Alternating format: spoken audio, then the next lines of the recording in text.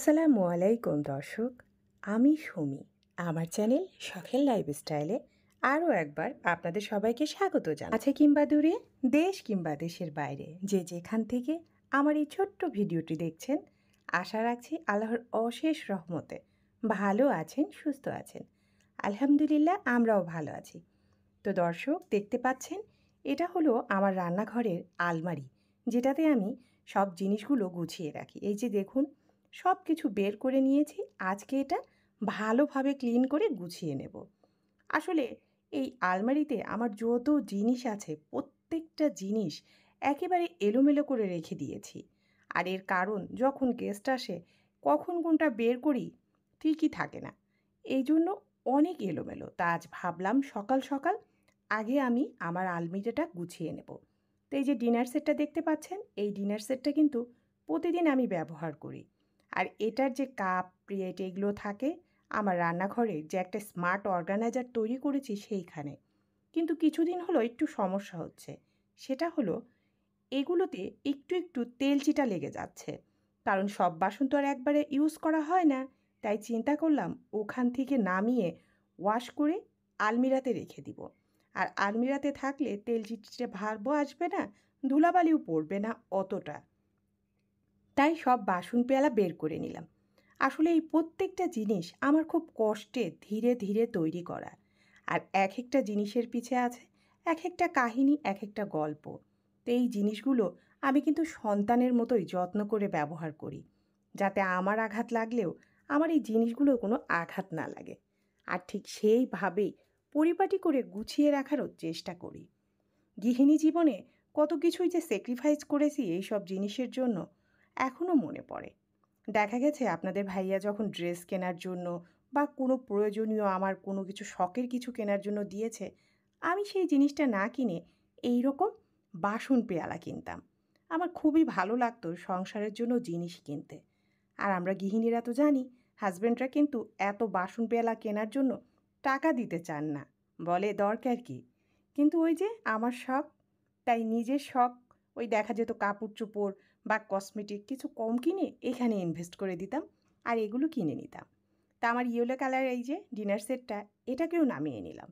এটাকে নামিয়ে পরিষ্কার করে এটাকেও আলমিরার ভিতরে সুন্দর করে সাজিয়ে নিচ্ছি।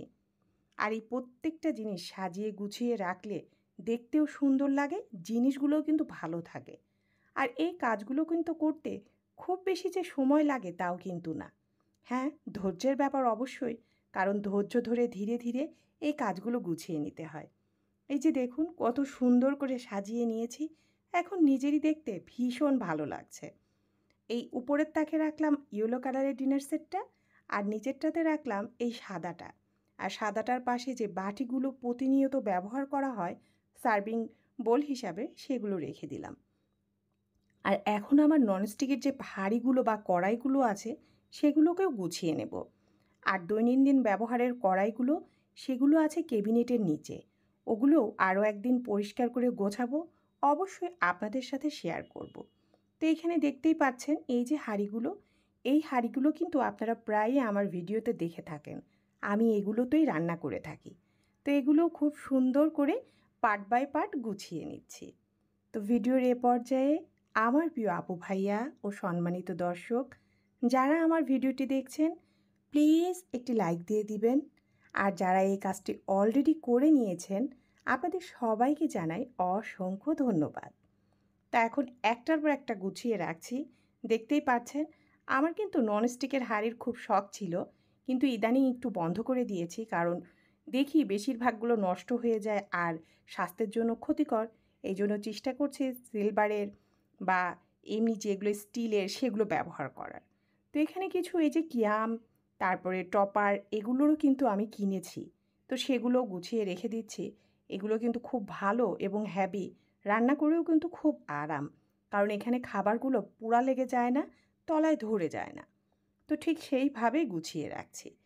আর প্রতিনিয়ত চেষ্টা করি আমার এই জিনিসগুলো যত্ন করার, কারণ যত্ন করে রাখলে এগুলো কিন্তু অনেক দিন যাবে আর দীর্ঘদিন ব্যবহারও করা যাবে। তো সুন্দর করে এগুলো গুছিয়ে রাখলাম। আর এই আলমিরার মধ্যে আমার অনেক বক্স ছিল, প্লাস্টিকের বক্স, যেগুলো আমি ফ্রিজে ব্যবহার করি খাবার দাবার মাছ মাংস রাখার জন্য। তো ওগুলো বের করে নিয়েছি। তো এই যে দেখুন আমার আলমিরাটা গোছানো শেষ। তো আমার আপুরা কমেন্ট করে জানাতে পারেন আমার গোছানো কেমন হয়েছে। আপনাদের যদি ভালো লাগে আমারও কিন্তু ভীষণ ভালো লাগবে। তাই আপনাদের কাছে বলছি একটা কমেন্টের মাধ্যমে আমাকে জানাবেন যে আমার সাজানোটা ভালো হয়েছে কি না। তা এখন ফুল সাজানো আপনাদের সাথে শেয়ার করে তারপরে চলে যাব আমার পরবর্তী কাজে। তো দর্শক যারা ভিডিওটি দেখছেন, যদি আমার ভিডিওর কোনো অংশ বিন্দু পরিমাণে ভালো লেগে যায় তাহলে প্লিজ আমার চ্যানেলটিকে সাবস্ক্রাইব করে নেবেন, পাশে থাকা বেল বাটনটি অবশ্যই প্রেস করে দিবেন। তাহলে আমি যখনই ভিডিও দিব তার নোটিফিকেশন আকারে আপনাকে জানান দিবে, আপনি আপনার সময় সুযোগ বুঝে দেখে নিতে পারবেন। তো এই সেই তাকটা যেখানে 2টা ডিনার সেট রেখেছিলাম আমি, সেটা আমি একটু সাবানের সাহায্যে এইভাবে পরিষ্কার করে নিচ্ছি। ওই যে বললাম তেল চিটচিটে, হ্যাঁ যতই কিচেন হোক থাক তারপরও কিন্তু তেল চিটচিটা ভাবটা হয়েই যায়। তা আমি এটা একটু ক্লিন করে নিচ্ছি, তারপরে মুছে নেব। আর এই জায়গাটায় আমি চিন্তা করেছি আমার দৈনন্দিন ব্যবহারের যে প্লাস্টিকের বক্সগুলো, তারপর মেলামাইনের ঢাকনাওয়ালা বাটিগুলো, যেগুলো আমি ফ্রিজ প্লাস ওভেন সব জায়গায় ইউজ করে থাকি, ওগুলোই গুছিয়ে রাখবো। তাহলে আমার জন্য ভীষণ সুবিধা হবে আর হাতের কাছে পাওয়া যাবে। তো এগুলো সেই ওয়ান টাইম বক্সগুলো, তো এগুলো কিন্তু প্রতিনিয়ত কাজে লাগে। ফ্রিজে এটা সেটা রাখার জন্য কাজে লাগে। তো আমার এই বক্সগুলো আমি সুন্দর করে একটার পর একটা দিয়ে এইভাবে রেখে দিব। আর অনেকগুলো বক্স যেহেতু আছে তো এইভাবে সাজিয়ে রাখছি। আর এই সাইডটাতে এই কালারের বক্সগুলো গুছিয়ে দিব। আর এই বক্সগুলো কিন্তু ভীষণ কাজের।